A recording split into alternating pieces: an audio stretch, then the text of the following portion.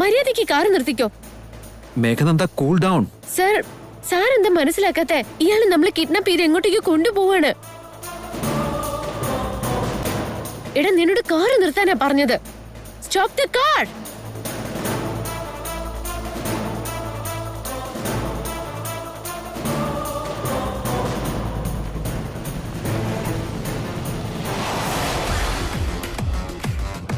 Mithun sir ഇറങ്ങിക്കോളൂ.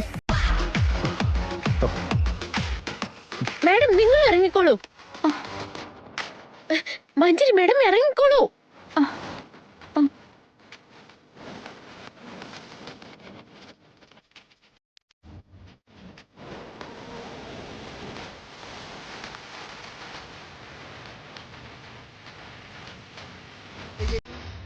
എല്ലാം എടുത്തിട്ടുണ്ടോ Mithun sir?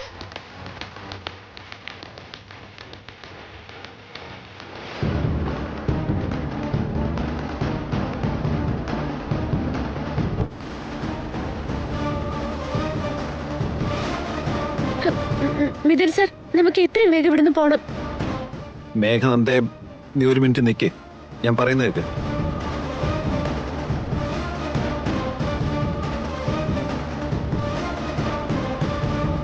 Hello,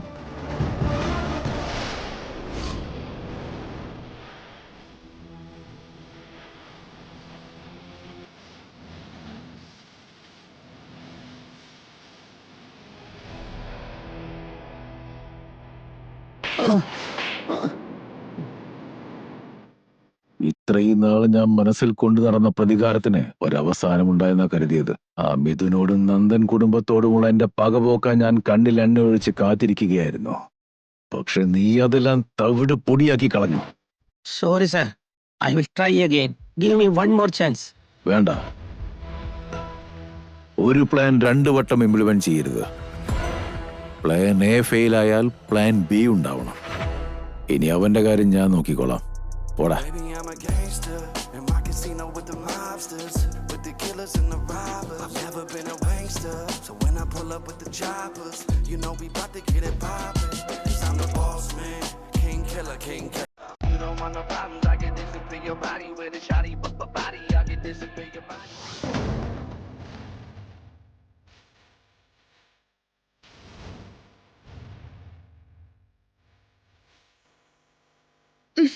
Mithun, നമ്മളെ പിക്ക് ചെയ്യാനുള്ള വെഹിക്കിൾ വരുമെന്ന് തോന്നുന്നുണ്ടോ? അത് ഓൺ ദ വേ മഞ്ജരി. വരുന്നവരുടെ കാര്യം അവിടെ നിൽക്കട്ടെ. ഇപ്പൊ നമ്മളെ കാറിൽ കയറ്റിക്കൊണ്ട് പോയത് ആരായിരിക്കും? നമ്മളെ എവിടേക്ക് കൊണ്ടുപോകാനായിരിക്കും പ്ലാൻ? അവരുടെ ഉദ്ദേശം എന്തായിരുന്നിരിക്കും? നമ്മൾ പോലും അറിയാതെ നമ്മുടെ പുറകിൽ എന്തൊക്കെയോ നടക്കുന്നുണ്ട്. മേഘനന്ദേ, നീ ഹോളിവുഡ് ത്രില്ലർ മൂവീസ് ഒത്തിരി കാണാറുണ്ടെന്ന് തോന്നുന്നു. അതെന്താ മാഡം? പിന്നല്ലാണ്ട് എന്താ, ചെറിയൊരു കാര്യത്തിന്റെ പേരിൽ ഇത്രയും കടന്ന് ചിന്തിക്കേണ്ട ആവശ്യമുണ്ടോ? അതുകൊണ്ടല്ല മാഡം ഞാൻ. മേഘനന്ദേ, നീ വേണ്ടാത്ത കാര്യങ്ങളിൽ കയറി ഇടപെടരുത്. അവനെ കണ്ടാൽ തന്നെ അറിയാലോ അവനൊരു ചില്ലറ കള്ളനാണെന്ന്.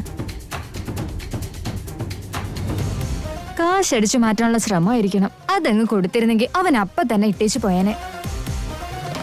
അതിന്റെ പേരിൽ ഗണ്ണെടുത്ത് വലിയ സൂപ്പർ വുമണിനെ പോലെ എന്തൊക്കെ ആക്ഷൻ ആയിരുന്നു. അതൊക്കെ കുറച്ച് ഓവറാണെന്ന് നിനക്ക് തന്നെ തോന്നുന്നില്ലേ? യഥാർത്ഥത്തിൽ നിന്റെ മുഖം കണ്ടിട്ടാവണം അവൻ ഇങ്ങനെ ഒരു വിഡിത്തം തോന്നിയത് തന്നെ. കണ്ടാൽ തന്നെ ഒരു മരമണ്ടിയാണെന്നറിയാം. അപ്പൊ പിന്നെ ഏതൊരു കള്ളനും അത് മുതലെടുക്കാൻ ശ്രമിക്കും. മറ്റുള്ളവരുടെ മുമ്പിലെങ്കിലും ഒന്ന് സ്മാർട്ട് ആവുക. വെറുതെ പ്രശ്നങ്ങളിൽ ചെന്ന് ചാടാതിരിക്കുന്ന ഒരു ഷോ ഓഫ് എങ്കിലും പ്ലീസ് നിർത്തുന്നുണ്ടോ?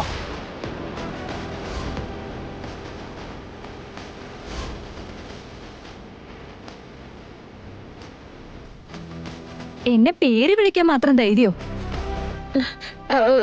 Sorry madam. എന്റെ മനസ്സിലാകെ പേടിയും ടെൻഷനോ.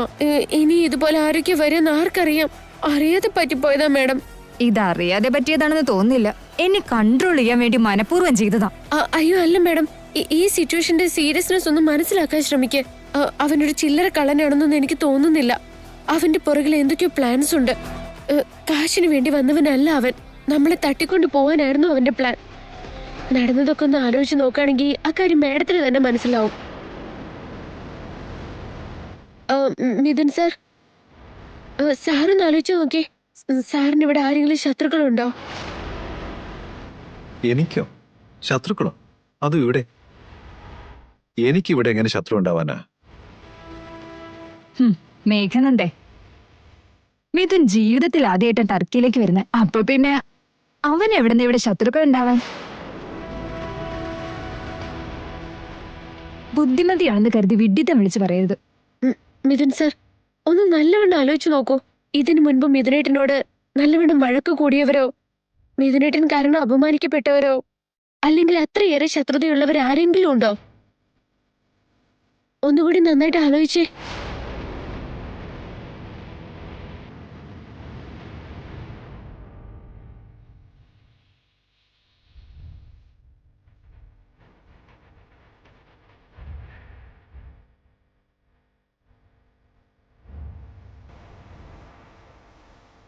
മിഥുൻ സാറേ, എന്റെ പേരാണ് കുരുവി ഗോപി.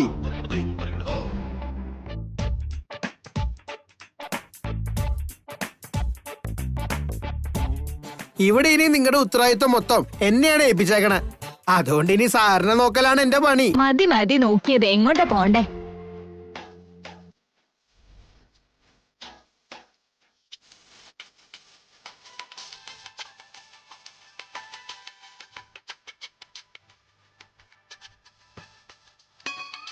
മതി, ഇനി എങ്ങോട്ടാ പോണ്ടേന്ന് പറ.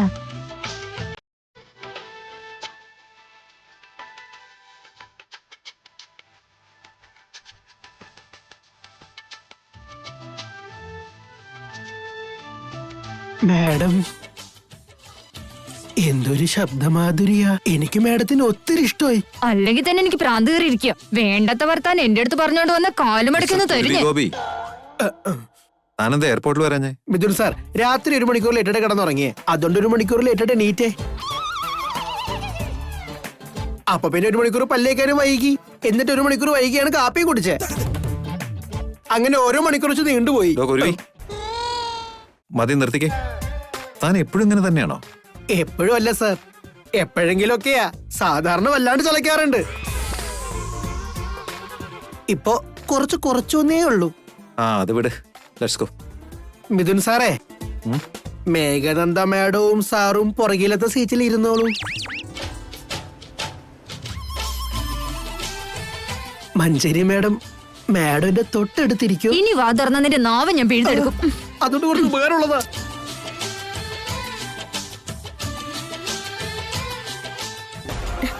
ഭാർഗവ പണിക്കര് പറഞ്ഞതുപോലെ മിഥുനേട്ടനോട് അപകടം അടുത്തുകൊണ്ടിരിക്കുകയായിരിക്കണം. അതിന്റെ സൂചനയായിട്ടായിരിക്കണം ഇതുപോലൊരു സംഭവം ഉണ്ടായത്. ഞാൻ ഇനി കുറച്ച് കൂടുതൽ ശ്രദ്ധിക്കേണ്ടിയിരിക്കുന്നു. മേഘനന്ദേ,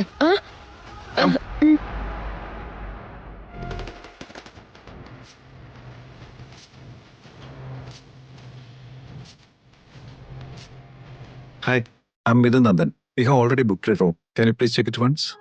Yes, sir. Mithun Nandan and his wife Meghna. Is it right, sir? ശരിയാണ്.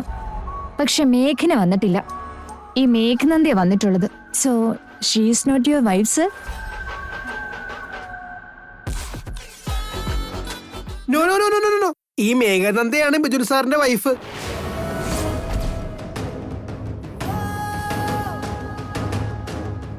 എടാ കുരുവി ഗോപി, നിനക്ക് വല്ല വിവരം ഉണ്ടോടാ? ആരാ എന്താന്ന് നിനക്ക് വല്ലതും അറിയാമോ? അതിനിപ്പോ എന്തു പറ്റി? ഭാര്യ ഭർത്താക്കന്മാരെ ഹസ്ബൻഡ് ആൻഡ് വൈഫ് എന്നല്ലേ പറയാ? ദേ പിന്നെയും വൈഫ് ആൻഡ് ഹസ്ബൻഡോ? അവര് വൈഫ് ആൻഡ് ഹസ്ബൻഡ് അല്ല. എന്ത്? ഇവര് ഭാര്യ ഭർത്താക്കന്മാരല്ലെന്നോ? ഞാൻ അല്ലെന്നല്ല നിന്നോട് പറഞ്ഞത്. ഇനി വേറെ വല്ല ഭാഷയിലും കൂടി പറയണോ? അവരിപ്പോ ആരായാലും അല്ലെങ്കിലും നിനക്കിപ്പോ എന്താ കുരുവി? അവരെന്ന് നോക്കിക്കേ.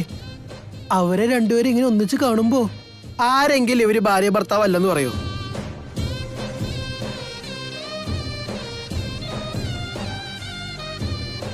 അവരെ രണ്ടുപേരെയും കാണുമ്പോ എന്താന്നറിയില്ല, മേഡ് ഫോർ ഈച്ച് അതർ ആണെന്നേ തോന്നുന്നുള്ളൂ. എന്ത് മെയ്ഡ് ഫോർ ഈച്ച് അതറോ? നിന്റെ കണ്ണ് എന്താടാ കാക്ക ഒത്തിക്കൊണ്ടുപോയോ? അതോ നിന്റെ തലയ്ക്ക് വല്ല ഓളമുണ്ടോ? അവര് വൈഫ് ആൻഡ് ഹസ്ബൻഡ് അല്ല, ഭാര്യയും ഭർത്താവും അല്ല, മെയ്ഡ് ഫോർ ഈച്ച് അതർ ഒട്ടും അല്ല. അണ്ടർസ്റ്റാൻഡ്? അതല്ല മാഡം. കുരുഗോപി, അവള് പറഞ്ഞത് എനിക്ക് മനസ്സിലായില്ലേ? ഇനി എന്താ തന്റെ സംശയം? മിഥുൻ, എനിക്കും നിനക്കും കൂടി ഒരു റൂം എടുത്താൽ മതി. മേഘനന്ദ മറ്റൊരു റൂമിൽ കിടന്നോളൂ, നിനക്ക് കുഴപ്പമൊന്നുമില്ലല്ലോ. മിഥുൻ സർ, സാറും മഞ്ജരി മാഡം കൂടി ഒരു റൂമിൽ എങ്ങനെയാ കഴിയാ? തെറ്റല്ലേ അത്? അതിനിപ്പോ നിനക്കെന്താ മേഘനന്ദ? നീ നിന്റെ കാര്യം നോക്കിയാ മതി. നീ ആര് ഞങ്ങളെ ക്വസ്റ്റ്യൻ ചെയ്യാൻ? അങ്ങനെയല്ല മാഡം, മാഡത്തിന്റെ കല്യാണം കഴിഞ്ഞില്ലല്ലോ. സാറിനാണെങ്കിൽ കല്യാണം കഴിഞ്ഞതോ, വേറൊരു പെണ്ണിന്റെ ഭർത്താവ്. അങ്ങനെയുള്ളപ്പോ സാറിന്റെ റൂമിൽ മാഡം എങ്ങനെയാ? മാഡം ഇപ്പോ സാറിന്റെ റൂമിലേക്ക് പോകുന്നേ ഉള്ളായിരിക്കും. എന്നാലും അത് സാറിന്റെ ജീവിതം തന്നെ അലങ്കോലാക്കിയേക്കില്ലേ? സാറ് വേറൊരു പെണ്ണിനെ 4 ആൾക്കാരുടെ മുന്നിൽ വെച്ച് താലി കെട്ടി ഭാര്യയായി സ്വീകരിച്ചതല്ലേ? അപ്പൊ അവരുടെ ഇടയിലേക്ക് കയറി ചെല്ലുന്നത് യഥാർത്ഥത്തില് പാപമാണ് മാഡം. അവരുടെ കുടുംബജീവിതം നശിപ്പിക്കുന്നത് അന്യായല്ലേ മാഡം? മേഘനന്ദേ, നീ വായെ തോന്നിയത് വിളിച്ചു പറയല്ലേ. അറിയാത്ത കാര്യമാണെങ്കിൽ മിണ്ടാതിരുന്നോളണം. മഞ്ജരി, ഇപ്പൊ എന്തിനു ഇതിന്റെ പേരിലൊരു ആർഗ്യുമെന്റ്? മേഘനന്ദ ഒരു മുറിയിൽ ഒറ്റയ്ക്ക് എങ്ങനെ കഴിയാനാ? അതുകൊണ്ട് നീ അവളുടെ കൂടെ ചെല്ലേ, ഞാൻ വേറെ റൂം എടുത്തോളാം. അതുകൊണ്ടല്ല മിഥുൻ, ഇത്രയും ദൂരം വന്നതിന് ശേഷം നമുക്ക് ഇത്രയെങ്കിലും പ്രൈവസി കിട്ടിയില്ലെങ്കിൽ എങ്ങനെ?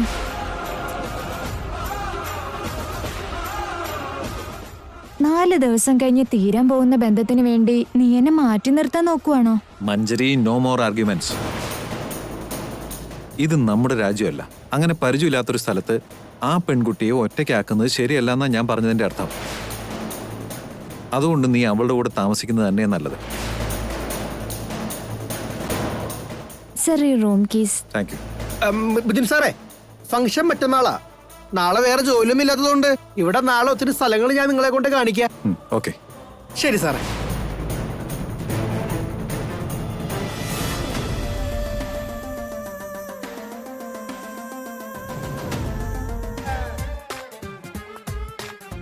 അവരെ കണ്ടിട്ട് മേഡ് ഫോർ ഈച്ച് അതർ എന്ന് പറഞ്ഞതിന് എന്നോട് എന്തിനാ ദേഷ്യപ്പെടുന്നേ?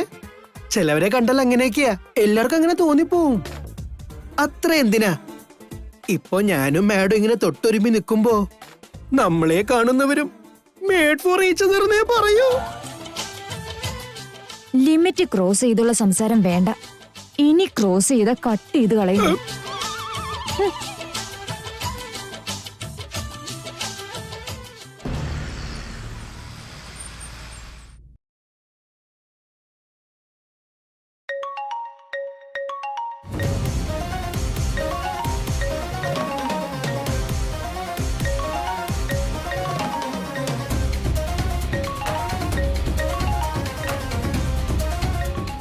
ഈ മേഘനന്ദ എവിടെ പോയി കിടക്കാനാവോ? കുറെ നേരമായാലും ഈ ഫോൺ കിടന്ന് മോങ്ങുന്നേ.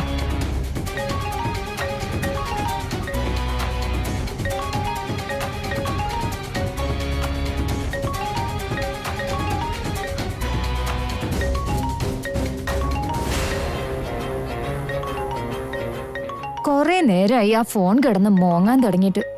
അതെന്താണെന്ന് നോക്ക്. ആ, ആയിക്കോട്ടെ മാഡം.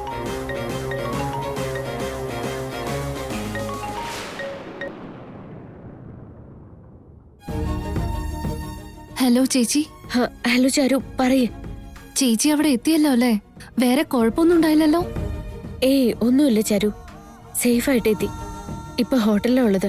ചേച്ചി ആരാണെന്നുള്ളത് മിഥുനേട്ടന് സംശയമൊന്നുമില്ലല്ലോ? ഇതുവരെ ഇല്ല. പക്ഷെ എനിക്കിതുപോലെ ഫോൺ വന്നുകൊണ്ടിരുന്ന അവർക്ക് എന്തെങ്കിലും സംശയം തോന്നും. അതുകൊണ്ടാണ് ഞാൻ അങ്ങോട്ട് വിളിച്ചോളാം, എന്നെ ഇങ്ങോട്ട് വിളിക്കരുത്. ശരി ചേച്ചി, ചേച്ചി പറഞ്ഞത് കാര്യ. ഞാൻ അത്രയൊന്നും ചിന്തിച്ചില്ലായിരുന്നു. എന്നെ ഓർത്ത് നീ വെറുതെ വിഷമിക്കണ്ട. എന്റെ കാര്യം ഞാൻ നോക്കിക്കോളാം. പക്ഷെ എന്നെ നീ ഇങ്ങോട്ട് വിളിക്കരുതേ. ഓക്കെ? ഓക്കെ ചേച്ചി.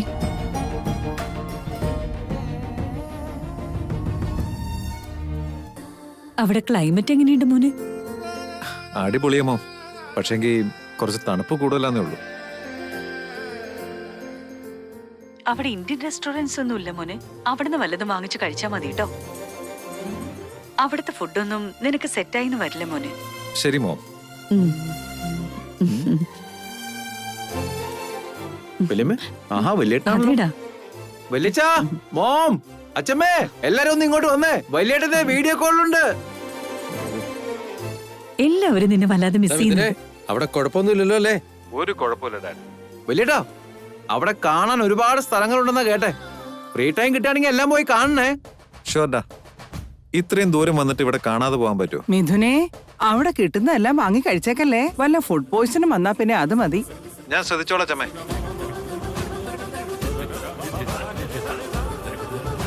ഓ മോം, എല്ലാരും ഇവിടെ ഉണ്ടല്ലോ, പക്ഷെ മേഘനെ മാത്രം കാണുന്നില്ല.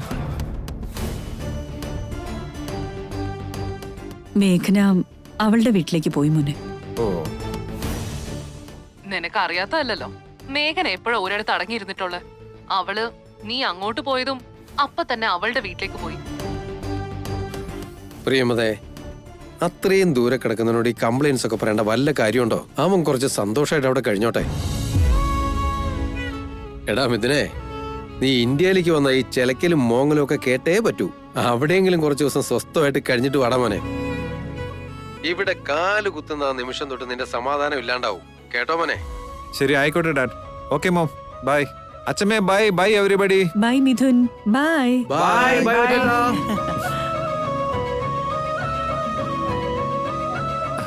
ഞാനവിടെ ഇല്ലാത്തോണ്ടായിരിക്കും മേഘന അവളുടെ വീട്ടിൽ പോയത്.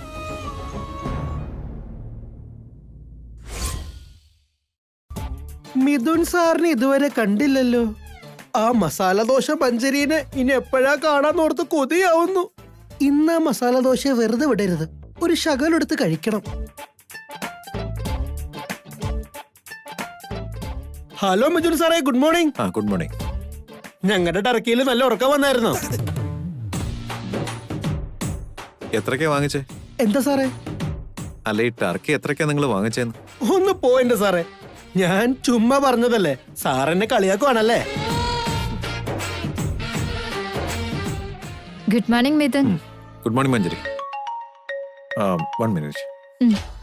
ഹലോ, പറയൂ. Good morning masala dosa. അല്ല മഞ്ചരി. ഏയ്, ആരെടാ നിന്റെ മസാല ദോശ? വിളി കേട്ട എന്താ നിന്റെ കാമുകയാണെന്ന് തോന്നൂല. മര്യാദക്ക് സംസാരിച്ചോണം. ഓ മാഡം, കാമുകനോ? ആലോചിക്കുമ്പോ തന്നെ കുളിര് കോരുന്നു. എന്താടാ? ഒന്നുമില്ല സാർ. ഗുഡ് മോർണിംഗ് മേഘനന്ദേ. Good morning sir. രാത്രി ഉറങ്ങിയായിരുന്നോ? പുതിയ സ്ഥലമല്ലേ സർ, വലിയതായിട്ട് ഉറക്കം വന്നില്ല.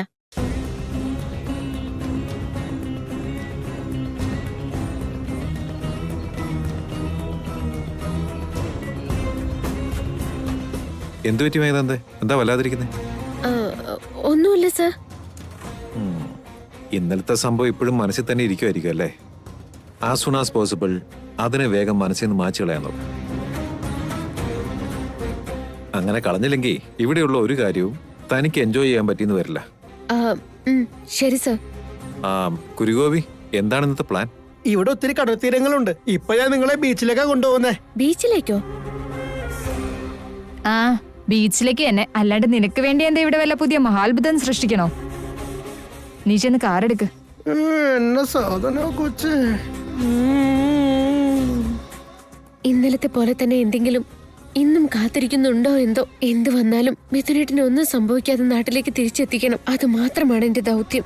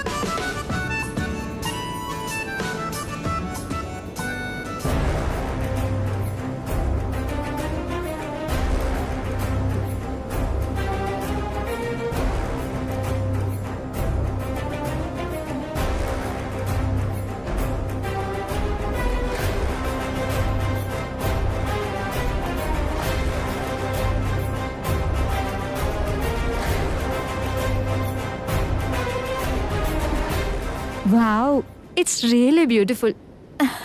I loved it. ഇഷ്ടപ്പെടുമെന്ന് അറിയാവുന്നത് കൊണ്ടാ ഞാൻ ഇങ്ങോട്ടേക്ക് കൊണ്ടുവന്നേ. ഇവനിതെന്ത് പറ്റി? എന്റെ പുറകെ കൂടിയിരിക്കുകയാണല്ലോ. കുരുവി ഗോപി, നിനക്കാരെ ഈ കുരുവിന്ന് പേരിട്ടെ? ചെറുപ്പത്തിലേ ഞങ്ങളുടെ വീട്ടിൽ ഒരുപാട് കുരുവികൾ ഉണ്ടായിരുന്നു. അങ്ങനെ എനിക്കും കുരുവികൾക്കും ഇടയിൽ ഒരു ആത്മബന്ധം ഉണ്ടായേ. അപ്പൊ തൊട്ട് എന്റെ അമ്മ എന്നെ കുരുവിന്ന് വിളിച്ചു തുടങ്ങി. അതും എന്റെ പേര് പോലെയായി. ഒന്ന് പോടാ നിന്റെ കുരുവി കഥയും കൊണ്ട്. നിന്റെ പേരിന്റെ പിറകിൽ വല്ല ഗുണ്ട സ്റ്റോറി ഉണ്ടാവുന്ന കരുതി. ഇതിപ്പോ കുരുവിയെ വളർത്തി ഓഞ്ഞ കുരുവിയായിരുന്നല്ലേ? മിഥുൻ, എനിക്ക് കിട്ടിയ ഈ 2 ദിവസത്തെ സാവകാശം ഞാൻ മാക്സിമം ഉപയോഗിക്കും. തിരിച്ചു പോകുമ്പോ നീ എന്റേതായി മാറിയിരിക്കും.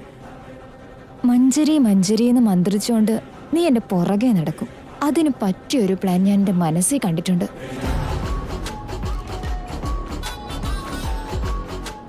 കടല് കാണാൻ എന്ത് ഭംഗിയാണല്ലോ മിഥുൻ. അങ്ങോട്ട് നോക്കി. ശരിയാ മഞ്ജരി, മനോഹരായിട്ടുണ്ട്. നിന്റെ കൈയും കോർത്തു പിടിച്ചോണ്ട് കടലിലേക്ക് നോക്കി നിൽക്കുമ്പോ തിരമാലകൾക്ക് പോലും എന്തെന്നില്ലാത്ത ഭംഗി. കിട്ടിയ അവസരം മുതലാക്കി മിഥുനേട്ടനെ വളച്ചെടുക്കാനുള്ള ശ്രമം അവള്. അല്ലെങ്കിൽ തന്നെ മിഥുനേട്ടൻ എന്ത് അപകട വേട്ടയാടാൻ നിൽക്കുന്നതെന്നോർത്ത് ഞാൻ പേടിച്ചിരിക്കുമ്പോഴാ അവളുടെ ഒരു ഒടുക്കത്തെ പഞ്ചാരയടി. മിഥുൻ, നിന്റെ കൂടെ ഇവിടെയെന്നല്ല എവിടേക്ക് പോയാലും ആ സ്ഥലം എന്റെ സ്വർഗമായിരിക്കും. ജീവിതകാലം മറക്കാൻ പറ്റാത്ത സ്വർഗം. സർ, പ്രദീപ കൺസ്ട്രക്ഷനിൽ നിന്ന് മെയിൽ ഉണ്ടായിരുന്നു. സാർ അത് കണ്ടിരുന്നോ? ഇല്ല, ഞാൻ അതൊന്നും നോക്കിയില്ല. മെറ്റീരിയലിന്റെ കാര്യത്തിൽ എന്തോ ഇഷ്യൂ ഉണ്ടെന്ന് അതിനകത്ത് എഴുതിയിരിക്കുന്നത്. ഒന്ന് നോക്ക് സാർ. ആ ഓക്കെ. മഞ്ജരി, കൈ നോട്ടെ. മിഥുനെ ഒന്ന് റൊമാൻറ്റിക് ആക്കി എടുക്കാൻ നോക്കിയപ്പോഴാ ഈ മേഘനന്ദ സ്വർഗത്തിലെ കട്ടുറുമ്പ് പോലെ എത്തിയത്. ഇനി ഇവളിതൊക്കെ മനഃപൂർവ്വം ചെയ്യുന്നതാണോ?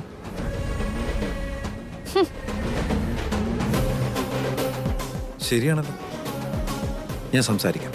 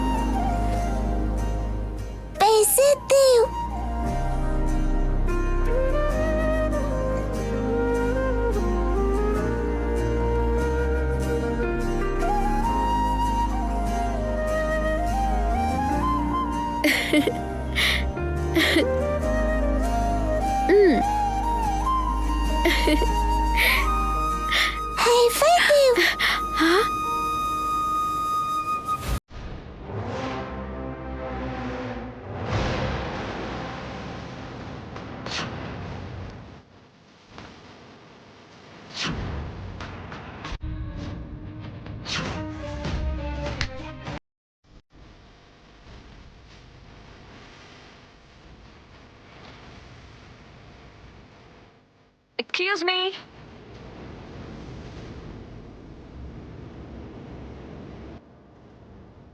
Yes? I think your husband is in danger. You must put all your efforts and save him. ഇവരാരാ?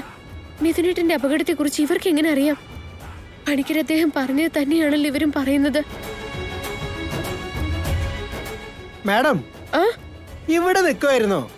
അവരുടെ അടുത്ത് എന്താ കാര്യം? അല്ല, ഇവരെന്തു പറഞ്ഞാലും നടക്കുന്ന പറയാറ്.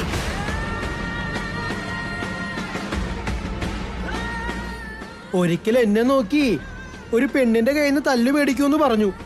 5 മിനിറ്റ് താമസിച്ചില്ല, ടപ്പേന്ന് കിട്ടി. ഇവര് ഭയങ്കര ഡേഞ്ചറാ മാഡം. മാഡം വന്നേ. എന്റെ അമ്മോ, ഞാനിവിടെ നിന്ന് പോവാണേ. മിഥുനേട്ടന് എന്തോ അപകടം സംഭവിക്കാൻ പോകുന്നെന്ന് ദൈവം ഇവരും പറഞ്ഞിരിക്കാം. ഏതിലായിരിക്കും ദൈവമേ അപകടം വരുന്നത്? ആരായിരിക്കും അതിന് കാരണാവാ?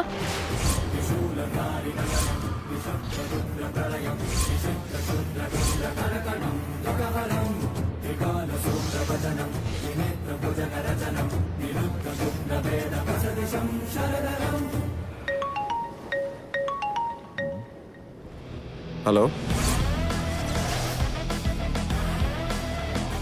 ടർക്കിയിൽ നിന്ന് അവാർഡുമായി പറക്കാനും ടർക്കിയുടെ മനോഹാരിത ആസ്വദിക്കാനും വേണ്ടി എത്തിയതായിരിക്കുമല്ലേ മിസ്റ്റർ മിഥുൻ നന്ദൻ? ആരാ സംസാരിക്കുന്നേ? നീയും നിന്റെ തന്തയും കൂടി നശിപ്പിച്ച ഒരു വ്യക്തിയാ.